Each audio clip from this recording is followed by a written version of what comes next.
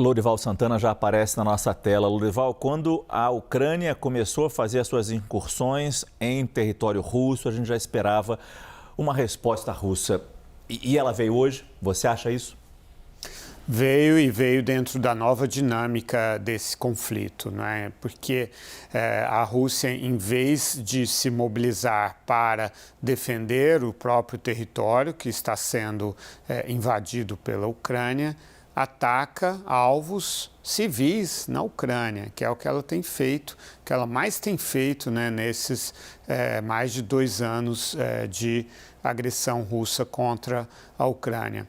E a razão disso é muito simples. É bem mais fácil invadir um país ou atacar os seus alvos civis do que enfrentar uma força ofensiva invasora. Essa foi a dificuldade que a Ucrânia sempre enfrentou, ainda mais porque a Rússia é bem mais poderosa do que a Ucrânia. E por que isso é difícil?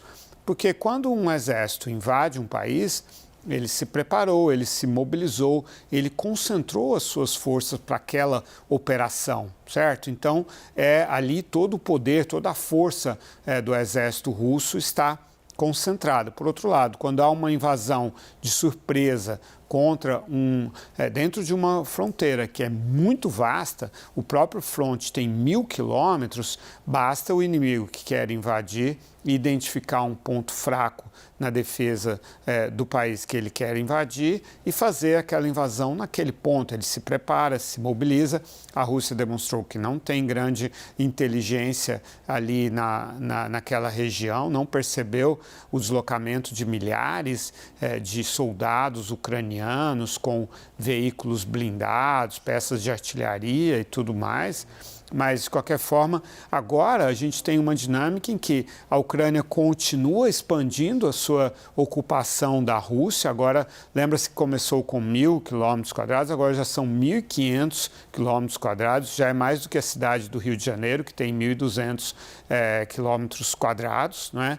Então, a Rússia, em vez de dar combate a essa ofensiva ucraniana, passa a atacar e a castigar a população ucraniana para tentar demover politicamente o governo ucraniano dessa ação de invadir a Rússia. É claro que não demoverá, né, ao longo desses 2 anos e meio, tem atacado a infraestrutura ucraniana. É verdade que esse foi um ataque bem mais contundente do que os outros, né?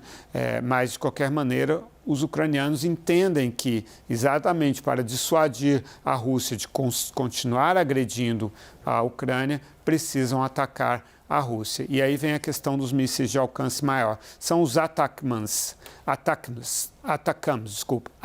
São mísseis com um alcance de 300 quilômetros, fornecidos pelos Estados Unidos, que a Ucrânia tem usado contra a Crimeia, com sucesso na avaliação dos americanos, e que agora a Ucrânia está enviando o ministro da Defesa e um comandante ucraniano para Washington para convencer o governo Biden a permitir que use também contra alvos russos dentro da Rússia. Agora, rapidamente, Lorival, em cima do que você falou, você disse toda a força do exército russo... E ainda mais com essa informação que você nos traz de armamento sendo cedido por Estados Unidos, a gente sabe, pelos governos da Europa.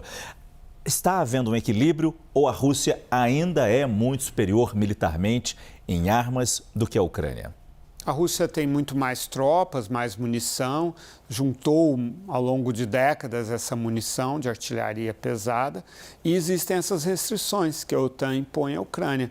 Uma série de restrições que impedem a Ucrânia de fazer uma guerra de igual para igual contra a Rússia por causa de um receio que é absolutamente desmentido pelos fatos de que a Rússia, isso provocaria a Rússia. O que mais pode a Rússia fazer? De que forma a Rússia pode ser mais provocada? A Rússia invadiu a Ucrânia sem nenhuma provocação e ataca alvos civis impunemente na Ucrânia. Obrigado, Lorival Santana.